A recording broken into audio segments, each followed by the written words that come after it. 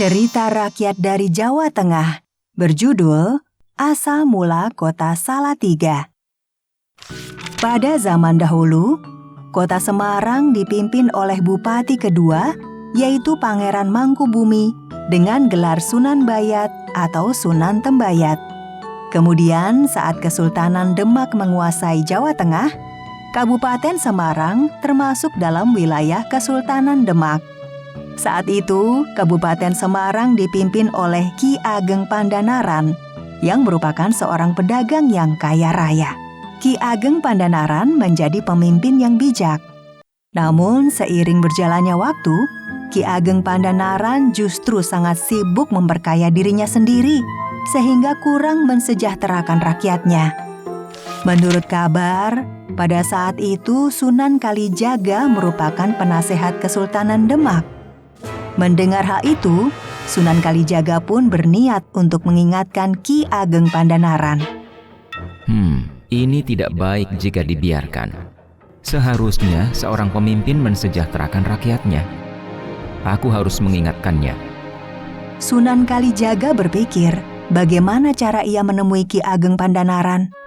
Sepertinya aku harus berpura-pura menjadi pedagang rumput. Pada suatu hari yang cerah, Sunan Kalijaga mendatangi kediaman Ki Ageng Pandanaran. Assalamualaikum. Waalaikumsalam. Ada perlu apa datang kemari? Sunan Kalijaga yang menyamar menjadi pedagang rumput menawarkan jualannya. Maukah kau membeli rumput ini? Aku memikulnya dengan sangat berat. Ki Ageng Pandanaran setuju. Ia ingin membeli rumput, tapi dengan harga yang sangat murah.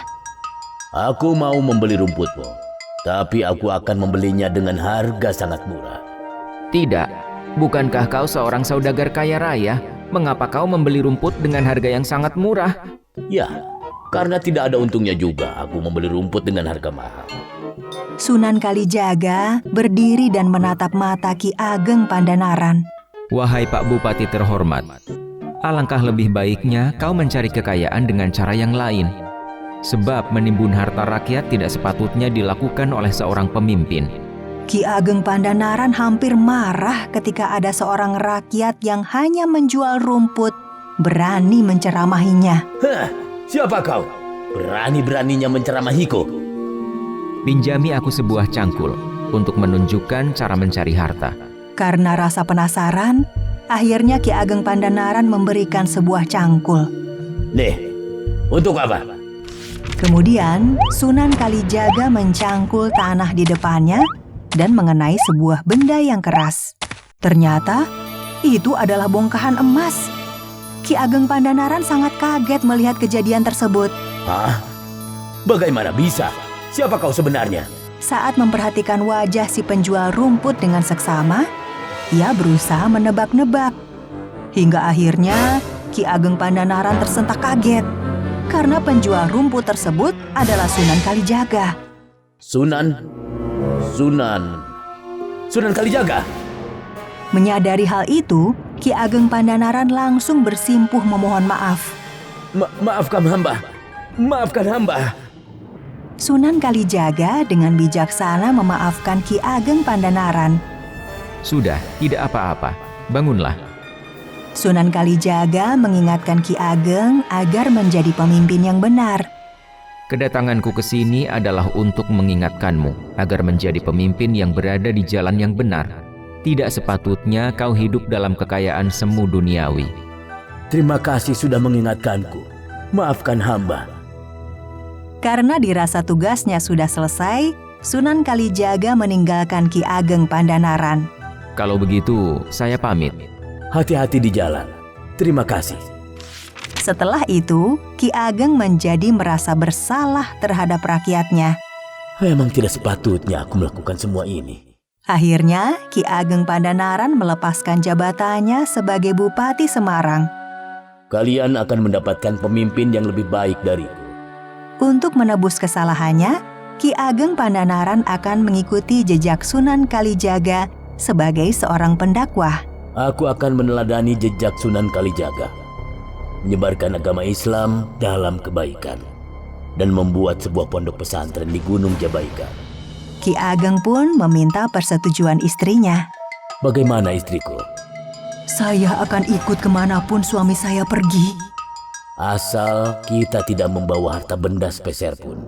Tibalah saat keberangkatan Ki Ageng dan Nyai Ageng ke Gunung Jabaikat. Aku sudah siap. Bagaimana denganmu? Sebentar lagi, tunggulah. Nyai Ageng tidak mendengarkan ucapan Ki Ageng. Ia justru mengumpulkan perhiasannya dan menyimpannya di dalam rongkat bambu. Jika disimpan di sini, Ki Ageng pasti tidak bisa mengetahuinya. Jadi aku aman membawa harta benda ini. Karena menunggu lama, akhirnya Ki Ageng Pandanaran berjalan duluan menuju Gunung Jabaikat. Aku jalan dahulu. Kau menyusul. Baiklah, sebentar lagi aku menyusul. Saat Nyai Ageng berjalan menyusul Ki Ageng Pandanaran, di tengah perjalanan terdapat 3 perampok yang menghadang Nyai Ageng. Serahkan bambu itu. Serahkan perhiasan yang kau bawa itu. Siapa kalian? Tolong! Perampok, tolong! Percuma. Kau teriak di tengah hutan belantara. Cepat serahkan. Karena tidak mempunyai pilihan lain, akhirnya Nyai Ageng menyerahkan semua perhiasannya kepada 3 perampok itu. Nyai pun berlari kencang menyusul Ki Ageng Pandanaran ke Gunung Jabaikat. Sesampainya di sana, Nyai Ageng menceritakan semuanya. Ya sudah, tidak apa-apa. Memang semua hanyalah titipan semata. Jadikan semua sebagai pelajaran agar kita bisa memperbaiki kesalahan untuk masa depan. Kemudian Ki Ageng Pandanaran memberikan nama tempat istrinya dirampok itu dengan nama Salatiga, yang berarti 3 orang bersalah.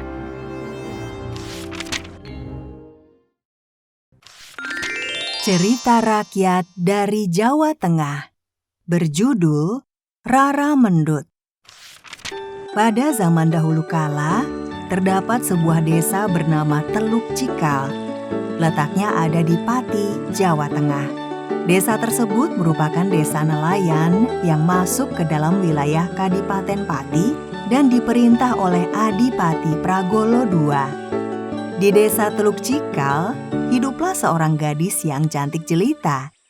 Ia merupakan anak dari seorang nelayan, namanya Rara Mendut. Karena rupanya yang sangat cantik, ia disukai oleh banyak lelaki. Namun ia mempunyai pendirian, karena ia sudah dilamar oleh seorang pemuda desa yang tampan bernama Prana Citra. Prana Citra merupakan anak dari Nyai Singabarong yang merupakan keturunan keluarga yang kaya raya. Pada suatu hari, berita tentang kecantikan Rara Mendut terdengar oleh Adipati Pragolo II. Berkali-kali, sang Adipati telah membujuk Rara Mendut untuk dijadikan selir. Namun Rara Mendut selalu menolaknya. Wanita itu sangat cantik. Harus aku yang mendapatkannya. Karena kesal, akhirnya Adipati Pragolo II mengutus pengawalnya untuk menculik Rara Mendut. Bawa perempuan itu kemari. Jangan sampai kalian gagal. Baik, Tuan. Hari itu, Rara Mendut sedang menjemur ikan di pinggir pantai. Suasana siang ini sangat terik. Pasti ikan-ikanku cepat kering. Kemudian tiba-tiba datanglah utusan Adipati Pragolo II yang hendak menculik Rara Mendut. Gadis cantik, kau harus ikut kami. Lepaskan aku! Siapa kalian? Kami adalah pengawal Adipati Pragolo II. Beliau meminta membawamu ke keraton. Tidak! Aku tidak mau menjadi selir adipatimu! Aku sudah punya kekasih! Namun para pengawal itu tidak peduli. Mereka memaksa Rara Mendut dengan kasar. Lepaskan aku! Rara Mendut dipaksa naik ke kuda, lalu dibawa ke keraton. Berhenti! Berhenti! Lepaskan aku! Tolong! Diam! Ini, Tuan, kami telah melaksanakan tugas dengan baik. Bagus. Sekarang bawa dia ke Puri Kadipaten. Baik, Tuan. Tidak! Lepaskan aku! Aku sudah punya kekasih. Sebagai calon selir, Rara Mendut dipingit di dalam Puri Kadipaten Pati. Di sana, ia diberi seorang dayang bernama Ni Semangka dan Genduk Duku yang usianya lebih muda. Sementara itu, Kadipaten Pati mendapati sebuah masalah karena Adipati Pragolo II dituding oleh Sultan Agung karena tidak membayar upeti ke Kesultanan Mataram. Kita harus melakukan penyerangan ke Kadipaten Pati. Dan penyerangan pun tidak dapat dihindarkan. Namun Sultan Agung tidak bisa melukai Adipati Pragolo II. Hal itu dikarenakan Adipati Pragolo II memakai kere wajah, semacam baju zirah yang tidak mempan terkena senjata apapun. Kemudian Kinaya Dharma berkata kepada Sultan Agung, Mohon ampun Gusti Prabu. Bila mana diizinkan, biarkanlah hamba menghadapi Adipati Pragolo. Baiklah, gunakan tombak baru kelinting ini, abdiku. Sultan Agung memberikan tombak pusaka baru kelinting. Tanpa berpikir panjang, Kinaya Dharma langsung menyerang Adipati Pragolo II. Katakan pada gustimu, aku tak bisa dikalahkan. Saat Adipati itu lengah, Kinaya Dharma dengan cepat menikamkan tongkat baru kelinting ke tubuh Adipati yang tidak dilindungi baju zirah. Dan Adipati Pragolo II pun meninggal dunia. Setelah Adipati Pragolo II berhasil dikalahkan, para prajurit Mataram yang dipimpin oleh Tumenggung Wiraguna langsung menerobos masuk ke dalam Kadipaten Pati. Cepat, ambil kekayaan di kadipaten ini. Mereka tidak pernah membayar upeti. Kemudian Tumenggung Wiraguna mendapati Rara Mendut yang sedang dipingit. Karena kecantikannya, akhirnya ia ingin memboyong Rara Mendut ke Mataram untuk dijadikan selirnya. Alangkah cantiknya kau. Namun sayang, calon suamimu, Adipati Pragolo II telah meninggal dalam penyerangan. Sebaiknya kau ikut aku saja ke Mataram. Namun Rara Mendut terus menolaknya. Tidak, aku tidak ingin apapun selain pergi dari sini. Hidupmu akan jauh lebih bahagia denganku. Kemarilah, ikutlah denganku. Tidak, aku sudah punya kekasih. Pranacitra adalah kekasihku. Karena sikap Rara Mendut yang keras kepala, Tumenggung Wiraguna pun marah. Baiklah. Jika kau tidak mau menjadi kekasihku, maka kau harus membayar pajak kepada Mataram. Aku sanggup. Kini hidup Rara Mendut diawasi oleh prajurit Mataram. Tuan, izinkan hamba berdagang rokok di pasar. Aku izinkan, asal kau tidak lupa kewajiban pajakmu. Baik, Tuan. Ternyata rokok jualan Rara Mendut sangat laris di pasaran. Hingga pada suatu hari, ketika Rara Mendut sedang berjualan di pasar, ia bertemu dengan kekasihnya, Pranacitra. Rara Mendut, selama ini aku mencarimu. Kekasihku, aku sangat merindukanmu. Aku akan mencari cara untuk mengeluarkanmu dari Mataram. Rara Mendut pun menceritakan pertemuan dengan kekasihnya kepada Putri Arumandi, yang merupakan selir Wiraguna. Aku tahu engkau tak sudi jika Wiraguna menambah selir lagi. Maka bantulah aku untuk keluar dari sini. Putri Arumandi dan Nyai Ajeng pun membantu Rara Mendut untuk keluar dari istana bersama Pranacitra. Cepat keluar dari sini, sebelum Wiraguna tahu. Hati-hati di jalan, Rara Mendut. Namun sangat disayangkan, pelarian Rara Mendut dan Pranacitra diketahui oleh prajurit Wiraguna. Berhenti! Lepaskan kami! Jangan lukai kekasihku. Mereka akhirnya dibawa untuk menghadap Wiraguna. Berani-beraninya Pranacitra membawa Rara Mendut pergi dari Mataram. Tanpa sepengetahuan Pranacitra, Wiraguna menyuruh abdinya untuk menghabisi nyawa Pranacitra. Aku tidak mau tahu. Hilangkan jejak dia dari sini. Habisi saja, lalu kubur di tempat yang jauh. Baik, Tuan. Pranacitra dihabisi hingga meninggal dunia dan dikuburkan di hutan terpencil. Sementara itu, Tumenggung Wiraguna masih membujuk Rara Mendut untuk menjadi selirnya. Alangkah cantiknya kau. Jika kau menjadi istriku, tidak akan ada kesusahan bagimu. Sepanjang harimu adalah kebahagiaan. Jadilah selirku. Aku tidak mau. Kemudian, Tumenggung Wiraguna menceritakan kabar pahit kepada Rara Mendut. Sudahlah, percuma.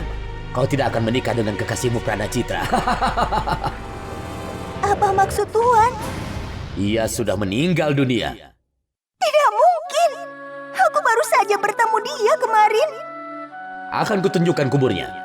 Sesampainya di depan kuburan Pranacitra, Rara Mendut menangis histeris.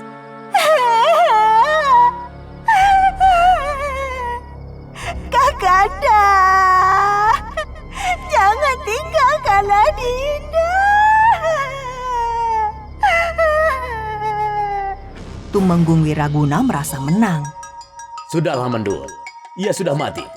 Tidak ada gunanya kau menangis di sini. Aku telah menghabisinya agar kau menikah denganku. Tuan jahat sekali. Perbuatan itu sangat keji. Akan aku katakan rahasia besar ini kepada Raja Mataram agar Tuan mendapatkan hukuman yang setimpal. Tumenggung Wiraguna marah. Ia menarik tangan Rara Mendut. Berani-beraninya kau. Lepaskan aku! Kemudian ia menarik keris di pinggang Tumenggung Wiraguna. Awas! Kemudian Rara Mendut berlari menuju makam kekasihnya dan mengarahkan keris itu ke dirinya sendiri. Berhenti, jangan lakukan itu. Semuanya terlambat. Rara Mendut telah menikam perutnya dengan keris. Dan ia pun meninggal dunia di makam kekasihnya.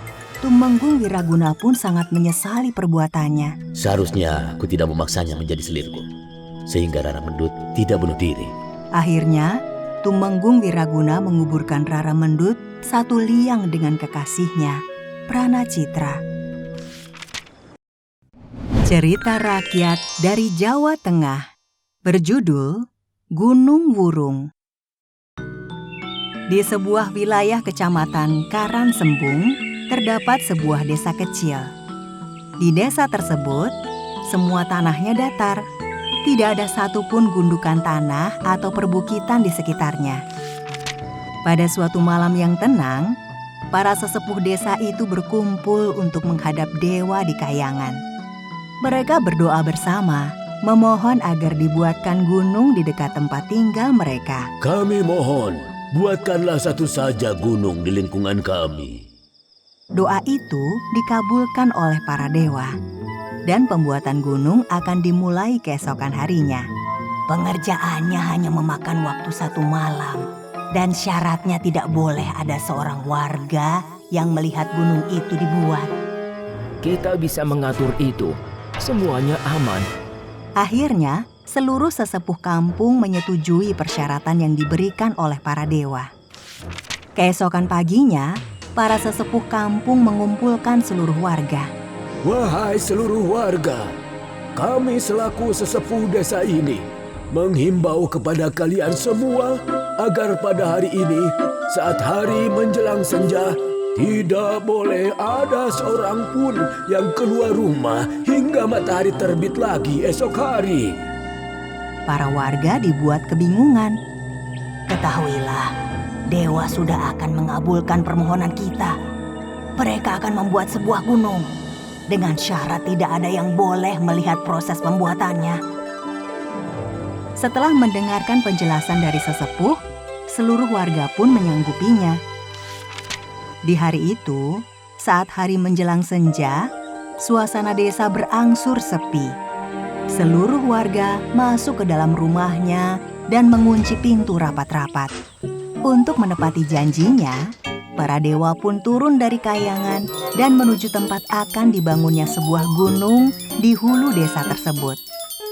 Para dewa mulai membangun tiang-tiang yang kokoh.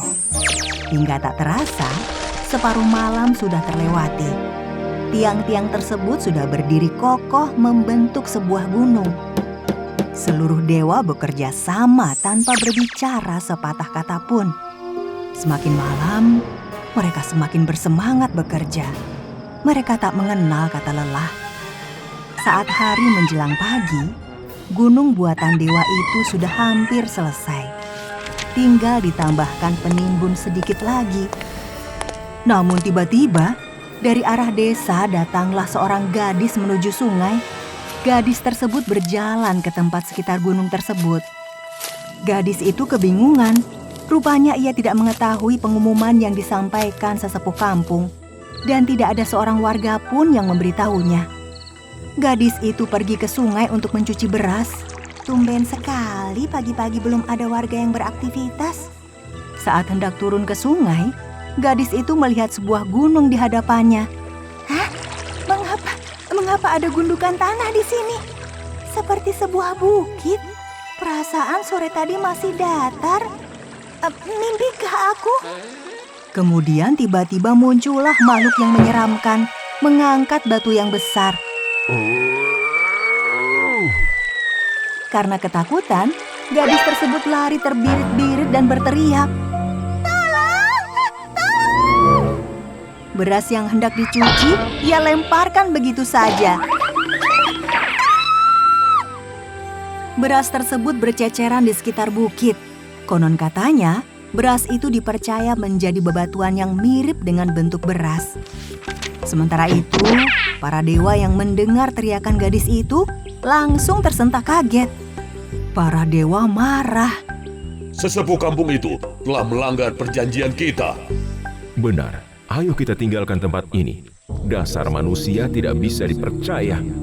Kemudian para dewa tersebut menghentikan pekerjaannya. Mereka meninggalkan gunung yang belum selesai dan kembali ke kayangan. Masyarakat menamai gunung yang belum selesai dibuat itu dengan nama Gunung Wurung, yang dalam bahasa Jawa, wurung berarti belum atau batal. Sedangkan batuan yang mirip dengan beras, masyarakat menyebutnya dengan batu diabas.